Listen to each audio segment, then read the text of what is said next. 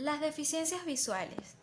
La deficiencia visual podría definirse como la consideración a partir de la disminución total o parcial de la vista y se mide a través de diversos parámetros como la capacidad de lectora de cerca y de lejos, el campo visual o la agudeza visual. A nivel mundial, las principales causas de la discapacidad visual son la degeneración macular relacionada con la edad, cataratas, retinopatía diabética, glaucoma, errores de refracción no corregidos, entre otros. Y las causas varían considerablemente de un país a otro y dentro de un mismo país en función de la disponibilidad de servicios de atención oftálmica, su asequibilidad y los conocimientos de la población en materia de atención oftálmica.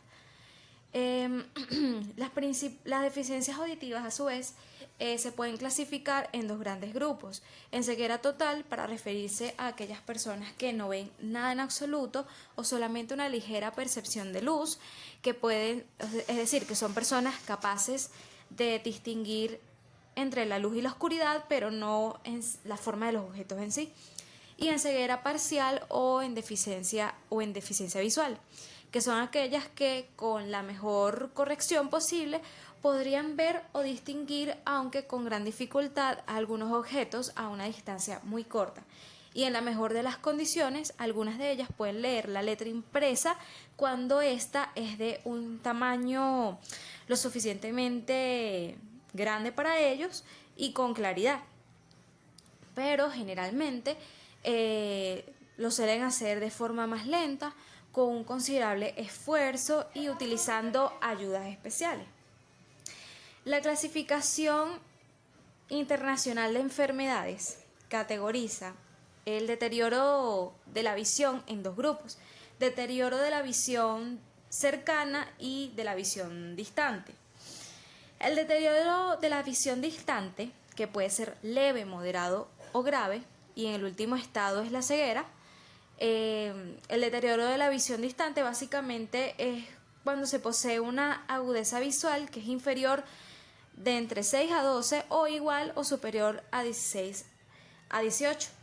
El moderado tiene agudeza visual inferior que va entre los 6 hasta los 18 o igual o superior entre 6 y 60. El deterioro de la visión distante grave posee una agudeza visual inferior a entre 6 a 60 o igual o superior entre 3 y 60. Y en la ceguera, que es el peor de los casos, la agudeza visual es inferior a 3 y a 60. Por otra parte, el deterioro de la visión distante, el deterioro de la visión cercana, por otra parte, cuenta con una agudeza visual cercana o inferior a alrededor de 40 centímetros.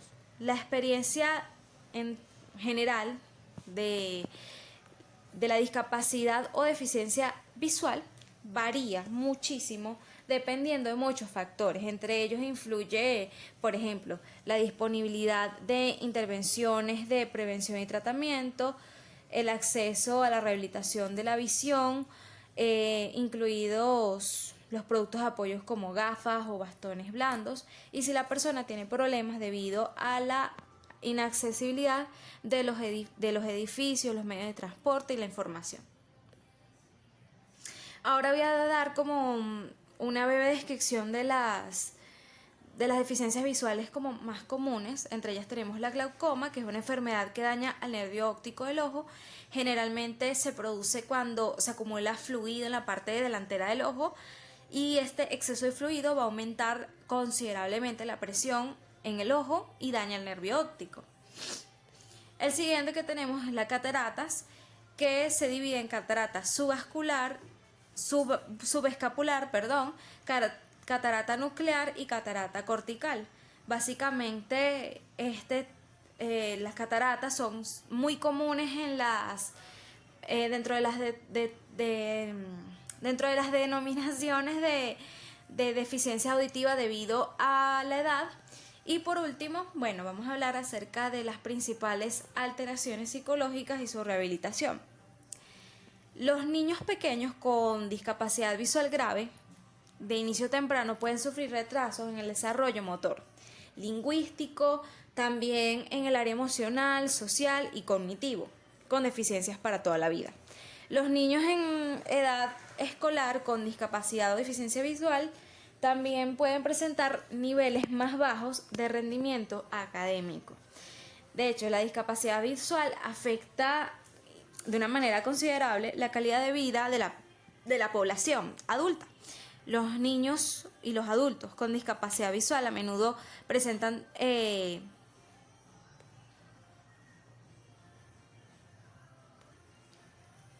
Ahora voy a hablar acerca de las alteraciones psicológicas y su rehabilitación. Los niños pequeños con discapacidad visual grave de inicio temprano pueden sufrir retraso en el desarrollo motor, lingüístico, emocional, social y cognitivo y con consecuencias para toda la vida. De hecho, los niños en edad escolar con discapacidad visual, que a veces es un tema que no se considera mucho, también pueden presentar niveles más bajos de rendimiento académico. La discapacidad visual afecta gravemente la calidad de vida de la población adulta. De hecho, los adultos con déficit visual a menudo presentan las tasas más bajas de participación en el mercado laboral y de productividad, y además suelen registrar tasas más altas de depresión y de ansiedad.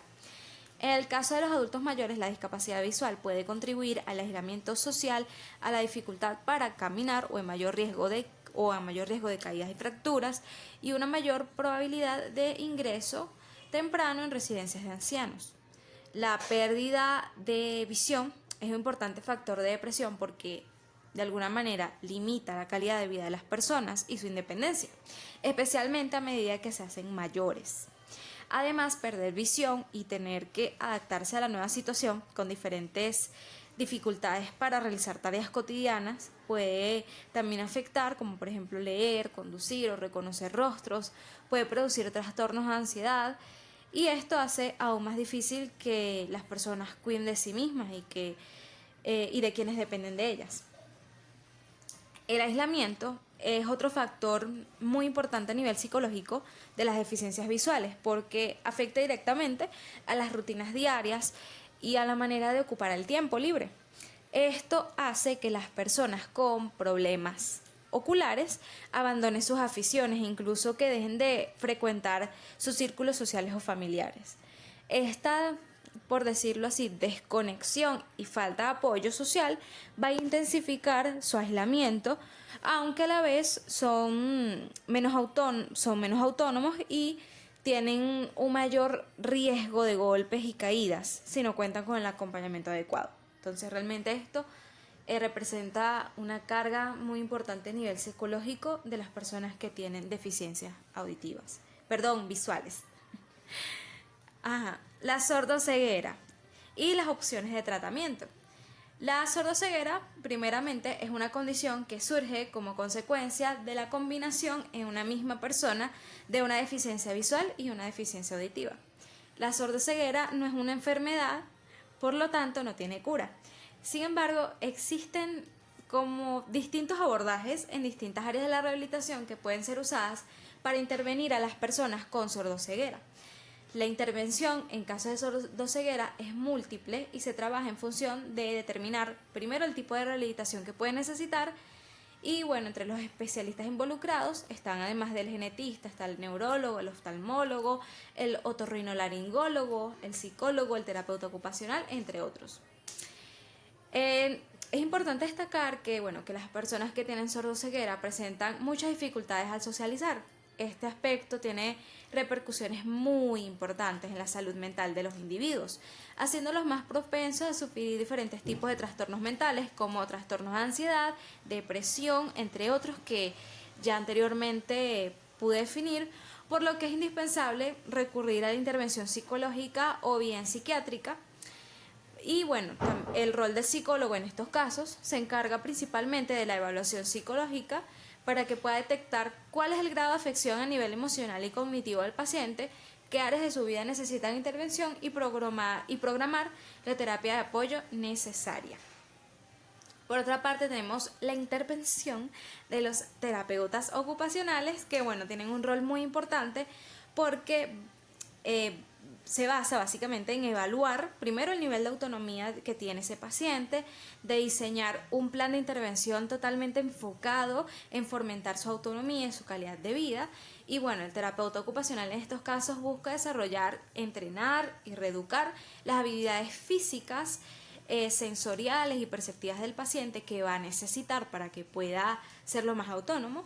Y bueno, también va a asesorar al grupo familiar sobre la eliminación de cualquier barrera que haya en el domicilio y va a entrenar al paciente para que pueda utilizar productos de apoyo, entre otros.